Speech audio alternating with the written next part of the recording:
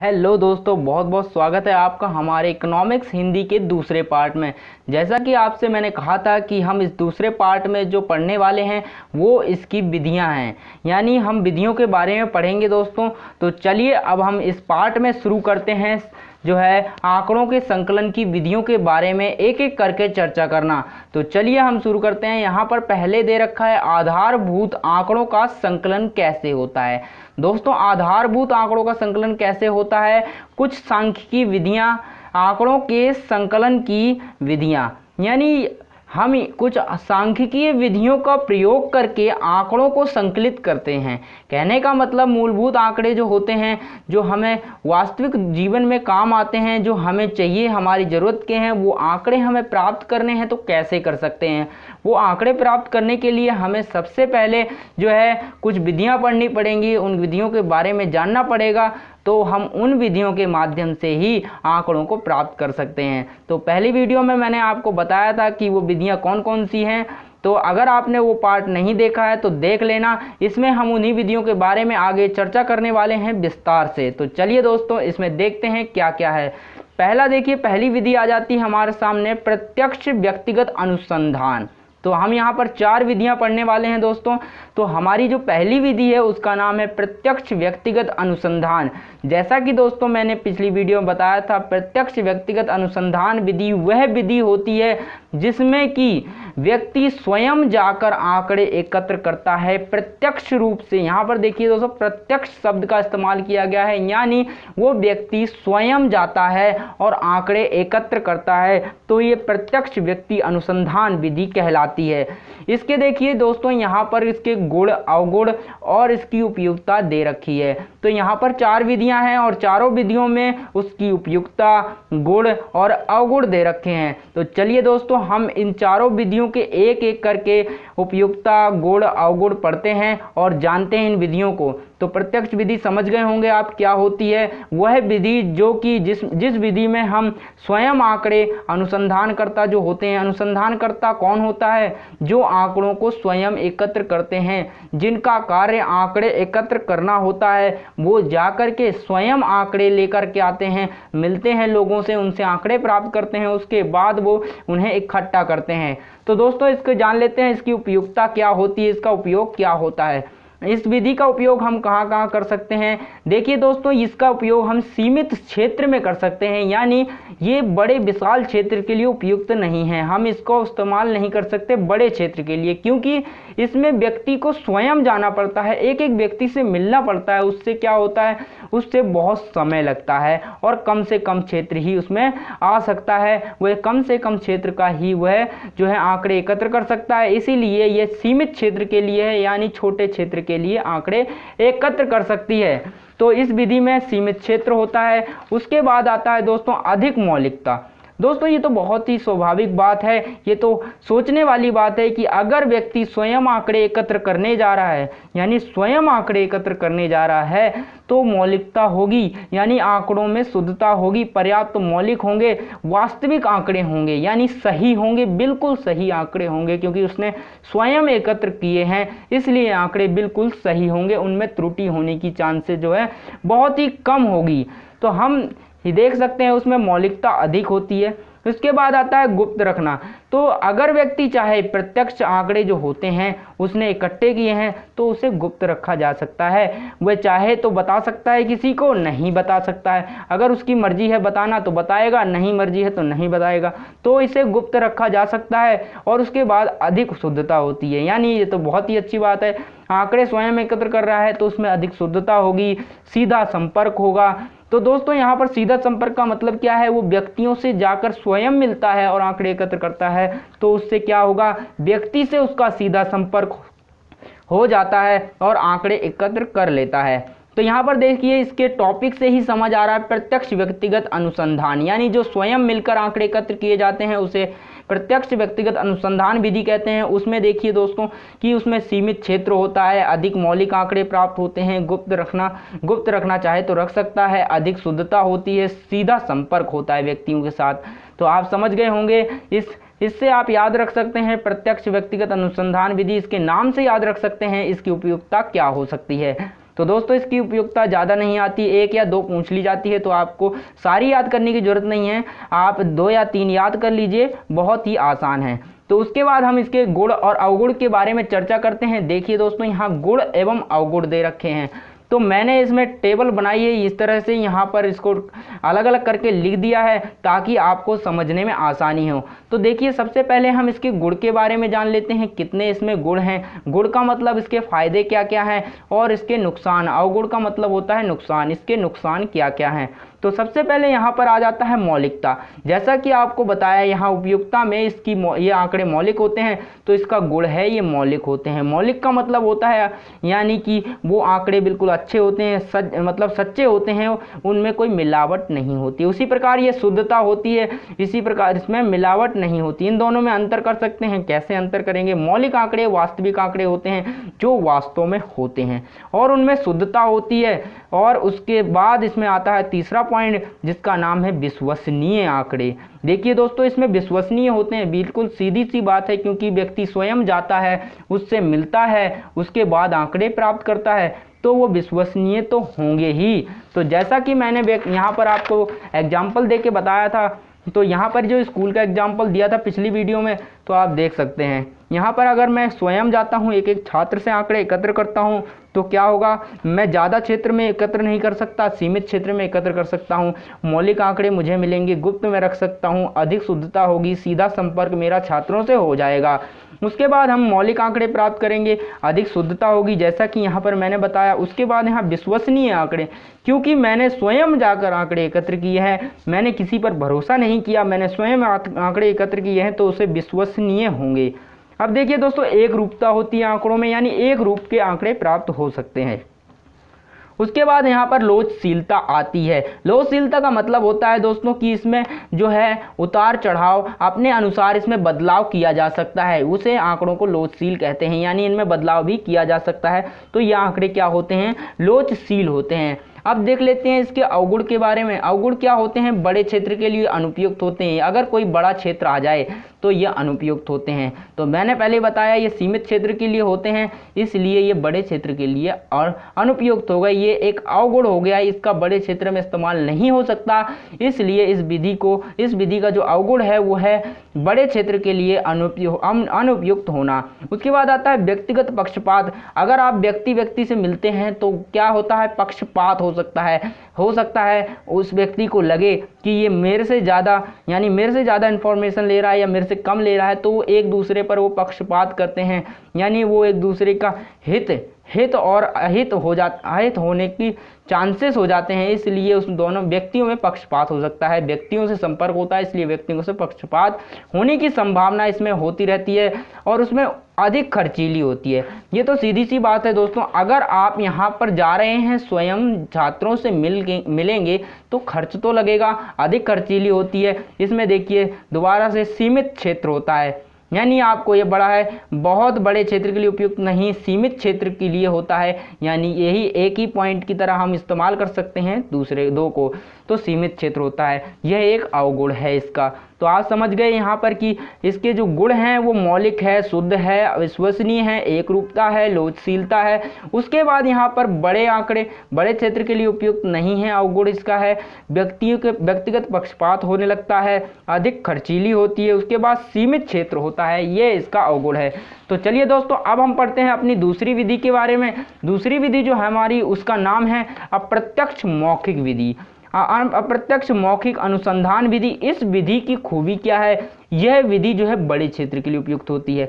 तो ये विधि होती क्या है, इसकी कुछ परिभाषा देख लेते हैं। ये विधि देखिए, अप्रत्यक्ष मौखिक अनुसंधान विधि वह विधि होती है जिसमें कि आंकड़ों को स्वयं एकत्र ना करके अनुसंधानकर्ता जो होता है, आंकड़े एकत्र करने वाला, जो वो स्वयं आंकड़े एकत्र ना करके किसी अन्य दूसरे व्यक्ति से वो आंकड़े एकत्र कर लेता है, यानी ले लेता है, और उसका जो है या ले लेता है या लिखित में लेता है या मौखिक उससे पूछ लेता है। तो यहाँ पर जो है अप्रत्यक्ष मौखिक उम्मीद है दोस्तों आपको ये विधि समझ आई होगी। अप्रत्यक्ष मौखिक अनुसंधान विधि क्या होती है। चलिए दोस्तों अब इसकी उपयुक्तता के बारे में जान लेते हैं। इसमें दोस्तों हम देखेंगे इसकी उपयुक्तता, गुण और अवगुण। तो हम इसकी उपयुक्तता के बारे में जान लेते हैं क्या होती है। देखिए उपयुक्तता क्या होती है दोस्तों, ये क्षेत्र अधिक व्यापक होता है। इसका क्षेत्र अधिक व्यापक होता है, यानी ये बहुत बड़े क्षेत्र के लिए उपयोग की जा सकती है, क्योंकि इसमें जो है प्रत्यक्ष रूप से आंकड़े एकत्र नहीं करने हैं, हमें स्वयं जाकर आंकड़े वहां से प्राप्त नहीं करने हैं। हमें तो केवल संस्थाओं के पास जाना है, यानी हमें केवल किसी से मिलना है, उसके बाद आंकड़े लेने हैं। तो हम ऐसे करके हम बहुत सारे आंकड़े प्राप्त कर सकते हैं, यानी व्यापक क्षेत्र होता है। उसके बाद आता है प्रत्यक्ष संपर्क नहीं होता है। दोस्तों हमने जो पहले विधि पढ़ी प्रत्यक्ष व्यक्तिगत अनुसंधान विधि, उस विधि में दोस्तों हमें प्रत्यक्ष संपर्क आवश्यक होता है। यहाँ पर जब हम स्वयं मिलते हैं तभी हमें आंकड़े मिलते हैं, लेकिन हम जब स्वयं नहीं मिलते हैं तो हमें स्वयं उससे मिलने की जरूरत नहीं है। इसमें केवल आप देख सकते हैं, यहाँ पर आप उदाहरण देख सकते हैं। यहाँ पर आप कहाँ जाते हैं, सबसे पहले आप जाते हैं यहाँ पर, इससे मिलते हैं। यहाँ पर जब आप प्रिंसिपल से मिलते हैं तो आप छात्रों से नहीं मिलते, यानी प्रत्यक्ष रूप से नहीं मिलते, केवल प्रिंसिपल से मिलने के बाद आपको आंकड़े मिल जाते हैं। तो इस प्रकार से आप आंकड़े एकत्र करते हैं। तो ये जो आंकड़े होते हैं अप्रत्यक्ष संपर्क होता है। उसके बाद अपूर्ण सूचना हो सकता है, जब आप प्रिंसिपल सर से मिलते हैं तो वो आपको आंकड़े अधूरे भी दे सकते हैं, हो सकता है उनके पास पूरे आंकड़े ना हों, लेकिन छात्रों से मिलेंगे तो आपको पूरे आंकड़े ही मिलेंगे छात्रों के बारे में। तो इससे हो सकता है अपूर्ण सूचना मिलती है, आधे आंकड़े मिलते हैं। और आप देख सकते हैं यहाँ पर अब 3 पॉइंट हैं। क्षेत्रीय अधिक व्यापकता, यानी क्षेत्र अधिक व्यापक होता है। दूसरा पॉइंट है प्रत्यक्ष संपर्क नहीं होता है, प्रत्यक्ष संपर्क हम नहीं रख सकते। इसमें अपूर्ण सूचना हो सकती है, यानी पूरी सूचना हो सकता है ना भी मिले। उसके बाद हमारे पास इस विधि में आते हैं गुण और अवगुण। तो चलिए दोस्तों इसके गुण और अवगुण के बारे में जानते हैं। तो गुण और अवगुण के देखते हैं क्या क्या हैं। इसके गुण के बारे में चर्चा करते हैं, क्या क्या गुण हैं इसमें। तो ये विस्तृत क्षेत्र के लिए होती है। तो दोस्तों इसमें विस्तृत क्षेत्र होता है, क्योंकि इसमें केवल हमें जो है कुछ लोगों के पास जाना होता है। ये आंकड़े दूसरे लोगों के द्वारा एकत्र किए गए आंकड़ों से प्राप्त हो जाते हैं, यानी जो दूसरों लोगों ने एकत्र किए हैं उनसे हम आंकड़े ले लेते हैं। ये अप्रत्यक्ष व्यक्तिगत विधि है, इस विधि में ऐसा होता है। तो विस्तृत क्षेत्र के लिए उपयुक्त है ये विधि, कम खर्चीली होती है दोस्तों। इसमें बहुत कम पैसा लगता है, क्योंकि हमें आंकड़े जो है प्रत्यक्ष रूप से एकत्र नहीं करने हैं, हमें सबसे एक एक करके मिलकर आंकड़े पूछताछ नहीं करनी है, हमें केवल एक व्यक्ति से मिलना है, वो हमें सारे आंकड़े दे देता है। तो इससे कम खर्च होता है और अधिक आंकड़े मिल जाते हैं। उसके बाद ये विधि बहुत सरल होती है, बहुत ही आसानी से इस विधि का उपयोग किया जा सकता है। तो यहाँ पर आप बढ़ते हैं इसके अवगुण के बारे में। इसमें कमियां क्या होती हैं। इसकी कमी आप देख सकते हैं, शुद्धता की कमी होती है दोस्तों। इसमें बिल्कुल सही बात है, शुद्धता नहीं हो सकती, पूरी मात्रा में नहीं हो सकती, क्योंकि आंकड़े तो हमने जो है दूसरे व्यक्ति से एकत्र किए हैं। हो सकता है उसके पास अपर्याप्त आंकड़े हों, पूरे आंकड़े ना हों और गलत आंकड़े भी। जब हम स्वयं आंकड़े एकत्र नहीं करते हैं तो शुद्धता की कमी हो जाती है। और उसमें देखिए दोस्तों पक्षपात की संभावना बढ़ जाती है। पक्षपात यानी हो सकता है प्रिंसिपल सर की नज़र में कोई बच्चा जो है बहुत अच्छा है तो उसके बारे में ज़्यादा जो है अच्छे आंकड़े प्राप्त कर दे, और उसके बाद में और कोई बच्चा अच्छा नहीं है तो उसके दृष्टिकोण से, अपने दृष्टिकोण से वो देख के आंकड़े दे सकते हैं। इसलिए पक्षपात की भावना हो जाती है, पक्षपात होता है। उसके बाद ये गलत परिणाम भी दे सकता है दोस्तों। अगर ये आंकड़े अधूरे हैं, शुद्ध नहीं है, तो ये गलत परिणाम भी दे सकते हैं। तो ये इसके अवगुण हैं, यानी इसकी कमियां हैं। शुद्धता की कमी होती है, पक्षपात होता है, गलत परिणाम होते हैं। इसके गुण आप देख सकते हैं, विस्तृत क्षेत्र के लिए उपयुक्त है, कम खर्चीली होती है, सरल होती है। तो चलिए दोस्तों अब हम इन दोनों में अंतर देखते हैं। यानी हम दोनों विधियां पढ़ चुके हैं, प्रत्यक्ष व्यक्तिगत अनुसंधान विधि और अप्रत्यक्ष मौखिक अनुसंधान विधि। हमने दोनों विधियां पढ़ ली। अब इन दोनों विधियों में अंतर को स्पष्ट करते हैं, यानी अंतर देखते हैं। क्या क्या अंतर है हम देख लेते हैं। यहाँ पर देख सकते हैं दोस्तों, यहाँ पर जो है अंतर देखते हैं, यानी प्रत्यक्ष व्यक्तिगत तथा अप्रत्यक्ष मौखिक अनुसंधान विधि में अंतर हम देखते हैं। तो पहला अंतर जो आता है, अगर आपने प्रत्यक्ष विधि में प्रत्यक्ष रूप से आंकड़े एकत्र किए गए हैं तो उससे आपको प्रत्यक्ष सूचना मिलती है, आपको मिलेगी प्रत्यक्ष सूचना।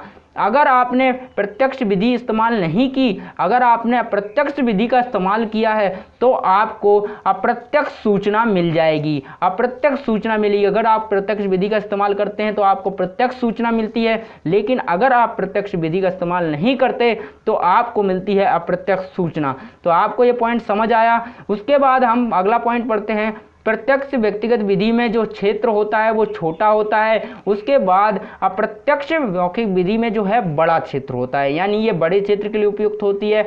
और ये वाली विधि जो प्रत्यक्ष व्यक्तिगत विधि है ये छोटे क्षेत्र के लिए उपयुक्त होती है। तो दोस्तों ये पॉइंट दोनों समझ आए होंगे। यहाँ पर पहला, अगर प्रत्यक्ष विधि से आंकड़े एकत्र किए गए तो प्रत्यक्ष सूचना मिलती है, अगर अप्रत्यक्ष विधि से आंकड़े एकत्र किए गए तो अप्रत्यक्ष सूचना मिलती है। उसके बाद जो है प्रत्यक्ष विधि का इस्तेमाल अगर हुआ है आंकड़े एकत्र करने में तो उसका क्षेत्र छोटा होगा, वो केवल छोटे क्षेत्र में ही आंकड़े एकत्र किए जा सकते हैं इस विधि से। अगर ऐसा नहीं है, प्रत्यक्ष अप्रत्यक्ष मौखिक विधि का इस्तेमाल किया गया है तो वो बड़ा क्षेत्र हम इस्तेमाल कर सकते हैं। उसके बाद दोस्तों यहाँ पर आता है, अगर आप प्रत्यक्ष व्यक्तिगत विधि का इस्तेमाल करते हैं तो ये जो है महंगी पड़ती है, आपको बहुत पैसा देना पड़ता है, क्योंकि इसमें एक एक व्यक्ति से मिलकर जो है आंकड़े एकत्र करने पड़ते हैं, आपको एक एक व्यक्ति के पास जाना पड़ता है, जिससे ये आपका खर्चा बढ़ जाता है। ये महंगी विधि होती है। लेकिन अगर आप अप्रत्यक्ष मौखिक विधि का इस्तेमाल करते हैं तो ये सस्ती पड़ती है, क्योंकि आप केवल एक व्यक्ति से मिलेंगे, वो सारे आंकड़े आपको दे देगा। तो इससे क्या होगा, ये सस्ती हो जाएगी। इसमें आपको सभी व्यक्तियों से मिलना पड़ेगा, इसमें एक व्यक्ति से मिलना पड़ेगा। तो ये जो प्रत्यक्ष मौखिक विधि है ये सस्ती पड़ती है और ये प्रत्यक्ष विधि महंगी पड़ती है। उसके बाद आता है भाषा, रीति रिवाज, ज्ञान। अगर आप एक एक व्यक्ति से मिलने जाते हैं तो आपको उनकी भाषा, रीति रिवाज का ज्ञान होना आवश्यक है, तभी उनसे आप अच्छी तरह से बातचीत कर सकते हैं और उनके बारे में पूछताछ करके उनके आंकड़े एकत्र कर सकते हैं। लेकिन अगर आपको ऐसा ज्ञान नहीं है तो आप इस विधि का इस्तेमाल नहीं कर सकते, यानी प्रत्यक्ष व्यक्तिगत विधि उपयुक्त नहीं होगी। लेकिन आपको अगर ज्ञान नहीं है भाषा रीति रिवाज का तो आप इस विधि का इस्तेमाल कर सकते हैं, क्योंकि इसमें ज्ञान की आवश्यकता नहीं होती है, यानी भाषा रीति रिवाज का जो ज्ञान है वो इसमें नहीं चाहिए, क्योंकि हम एक व्यक्ति से मिलते हैं जिससे पहले से ही भाषा, उनकी रीति रिवाज का ज्ञान होता है, वो पहले से आंकड़े एकत्र करके रखता है, वो हमें उनके बारे में सारी सूचनाएं दे देता है, हम उससे पता कर लेते हैं। तो इस प्रकार से आप उससे पता कर सकते हैं, ये बहुत ही आसान तरीका है। तो आप समझ गए होंगे इसमें अंतर, उम्मीद है। देखते हैं आप इसको रिवाइज करते हैं क्या है। पहला, अगर प्रत्यक्ष विधि से आप आंकड़े एकत्र करते हैं तो प्रत्यक्ष सूचना मिलती है, लेकिन अगर आप अप्रत्यक्ष जो है मौखिक विधि का इस्तेमाल करके आंकड़े एकत्र कर रहे हैं तो आप प्रत्यक्ष सूचना मिलेगी। उसके बाद अगर आपने प्रत्यक्ष विधि का इस्तेमाल किया तो छोटा क्षेत्र होगा, और अगर आपने प्रत्यक्ष मौखिक विधि इस्तेमाल की है तो वो बड़े क्षेत्र के लिए इस्तेमाल कर सकते हैं। उसके बाद जो है प्रत्यक्ष विधि महंगी होती है, इसमें भाषा रीति रिवाज का ज्ञान आवश्यक है, और इसमें जो है प्रत्यक्ष विधि में ये सस्ती होती है और इसमें ज्ञान की आवश्यकता नहीं होती, यानी भाषा और रीति रिवाज के ज्ञान की आवश्यकता नहीं होती। उसके बाद हम पढ़ते हैं अगली हमारी जो तीसरी विधि है इसको समझते हैं दोस्तों। चलिए, अब हमारे पास तीसरी विधि जो है हमारी स्थानीय स्रोतों व संवाददाताओं से सूचना प्राप्त करना, यानी जो स्थानीय स्रोत होते हैं हमारे घर के आसपास, जो लोग स्रोत होते हैं, जो संस्थाएं होती हैं, बहुत सी संस्थाएं होती हैं घर के आसपास जिससे हम जो है सूचनाएं प्राप्त कर सकते हैं। यह एक बहुत ही अच्छा तरीका है सूचनाओं को प्राप्त करने का, तो हम इनसे जो है सूचनाएं प्राप्त कर सकते हैं। तो ये इसमें देखिए उपयुक्तता क्या है, इसमें संवाददाताएं होते हैं, यानी जो ऐसे व्यक्ति जो सूचना पहले से ही रखते हैं उनसे हम जाकर मिल सकते हैं, उनसे सूचना ले सकते हैं। तो ये बहुत ही अच्छा जो है विकल्प है आंकड़े एकत्र करने का। इस विधि का उपयोग कर सकते हैं हम और आंकड़े जो है बड़ी मात्रा में एकत्र कर सकते हैं। तो चलिए दोस्तों, इसकी उपयुक्तता देख लेते हैं, क्या क्या उपयुक्त होती है, किस किस विधि, ये विधि कहाँ कहाँ उपयुक्त होती है। तो पहली ये निरंतर संकलन होती है। निरंतर संकलन का मतलब है दोस्तों हमें नियमित रूप से आंकड़े मिलते रहते हैं। नियमित मतलब निरंतर मिलते रहते हैं आंकड़े, लगातार हमें आंकड़े मिलते रहते हैं। आंकड़े हमें लगातार मिलते हैं क्यों? क्योंकि स्थानीय जो स्रोत होते हैं उनके कुछ काम होते हैं, वो कुछ आंकड़े एकत्र हमेशा करते ही रहते हैं ताकि वो अपनी जो है काम को पूरा कर सकें। इससे हम उसके बारे में आंकड़े एकत्र करना चाहते हैं तो उनसे हम आंकड़े प्राप्त कर सकते हैं। तो हमें निरंतर संकलन आंकड़े मिलते रहते हैं। तो इसका एक ये है उपयुक्तता है, ये उपयुक्त की जा सकती है। इसका क्षेत्र जो होता है वो व्यापक होता है, यानी बड़ा क्षेत्र होता है।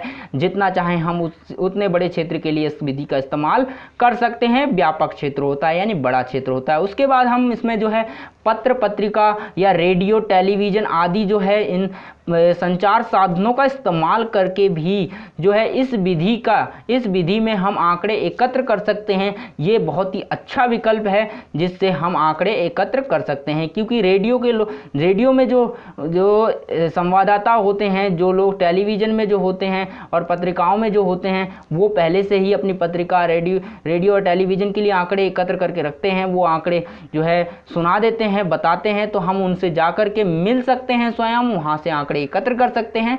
तो इस प्रकार से हमें ये विधि आंकड़े एकत्र करने में मदद करती है। उसके बाद हमारे पास आता है शुद्धता नहीं होती, यानी इसमें शुद्धता की कमी होती है दोस्तों, क्योंकि आंकड़े हमने स्वयं एकत्र नहीं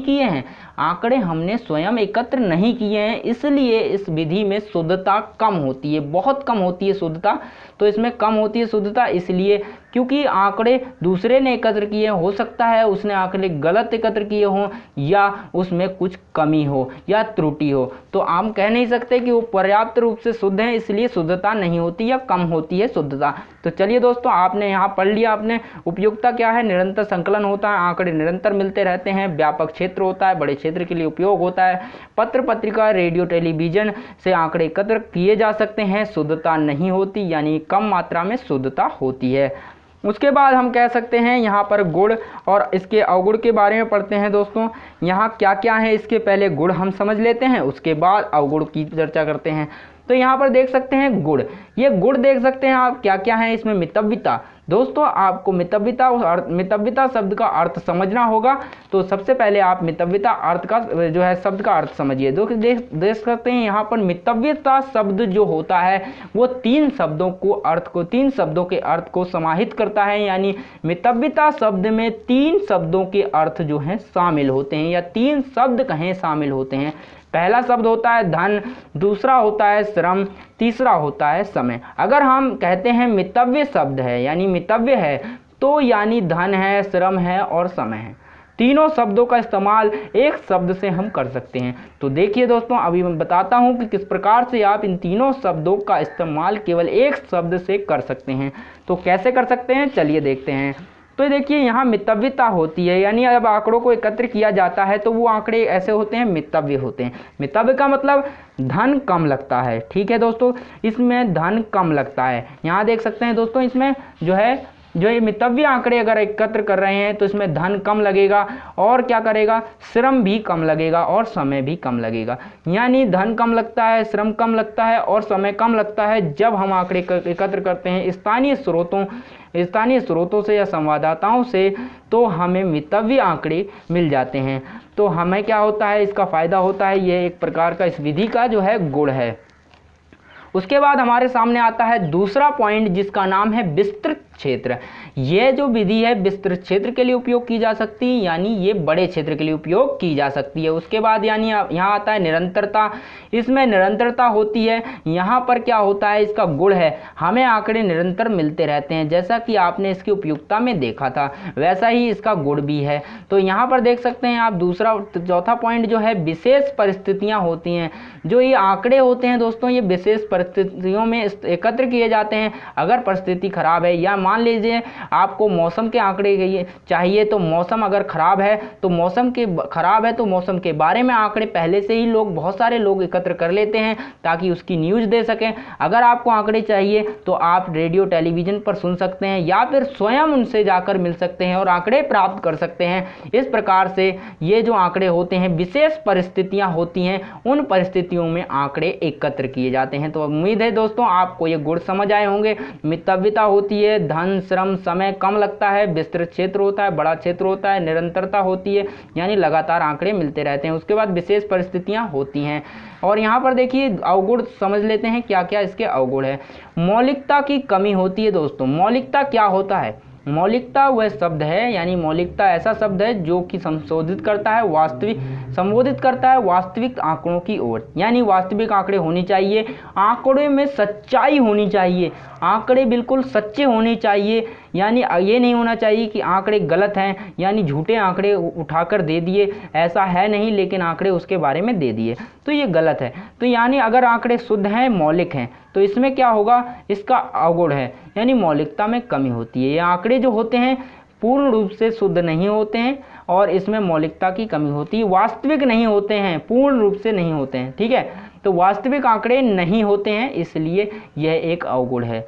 तो एक रूपता का अभाव, दोस्तों इन आंकड़ों में एक रूपता का अभाव नहीं होता, क्योंकि अलग अलग संस्थाएं जो होती हैं अलग अलग संदर्भ से संबंधित जो है, अलग अलग स्थितियों से संबंधित अलग अलग आंकड़े एकत्र करती है, जिससे कि एक रूपता का अभाव पाया जाता है। तो दोस्तों इसमें एक रूपता का अभाव होता है, ये इसका एक अवगुण है। उसके बाद आता है व्यक्तिगत पक्षपात भी हो सकता है, क्योंकि वो आंकड़े जो हैं दूसरों के द्वारा एकत्र किए गए हैं और उन्होंने अपने अनुसार जो है उन आंकड़ों को एकत्र किया है, अपनी नॉलेज के आधार पर किया है, जिससे कि उसमें पक्षपात की संभावना भी शामिल होती है।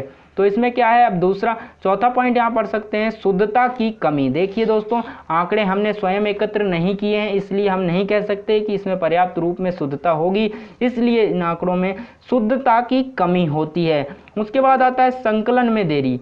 संकलन में देरी का क्या मतलब है दोस्तों? संकलन का मतलब होता है इकट्ठा करना, तो संकलन में देरी, तो आंकड़ों को इकट्ठा करने में देरी होती है दोस्तों, क्योंकि आपको जो है आंकड़े चाहिए। बहुत सारी संस्थाएं हैं, आपको पहले पता लगाना पड़ेगा कि कौन सी संस्था कौन से आंकड़ों के लिए उपयुक्त है, वहां आपको जाना पड़ेगा। उसके बाद वहां से लोगों से मिलना पड़ेगा कि कौन सा व्यक्ति है जो आपको आंकड़े वहां पर दे सकता है। तो इस तरह से इस विधि में जो है आंकड़ों के संकलन में देरी होती है। अगर आपको आंकड़े मिल भी गए तो वो आंकड़े मिश्रित होंगे, सम्मिश्र होंगे, यानी मिले हुए होंगे, तो आपको अपने हिसाब से वो आंकड़े छांटने पड़ेंगे, जिससे कि उसको संकलन करने में आपको देरी होगी।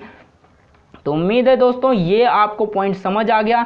यहाँ पर देखिए इसमें अवगुण हमने क्या पढ़े हैं, मौलिकता की कमी होती है, उसके बाद एक रूपता का अभाव होता है, व्यक्तिगत पक्षपात होता है, शुद्धता की कमी होती है, संकलन में देरी होती है। यहाँ पर आपके गुण पढ़े, हमने गुण पढ़े हैं, मितव्यता होती है, विस्तृत क्षेत्र होता है, निरंतरता होती है, विशेष परिस्थितियों में ये आंकड़े एकत्र किए जाते हैं। उम्मीद है दोस्तों ये वीडियो आपको जो है इसमें जो जितने भी कॉन्सेप्ट हैं इसमें समझ आए होंगे। तो दोस्तों हम आगे का टॉपिक जो है हम अगले पार्ट में डिस्कस करेंगे। तो तब तक के लिए बाय बाय, देखते रहिए हमारे साथ इस वीडियो को।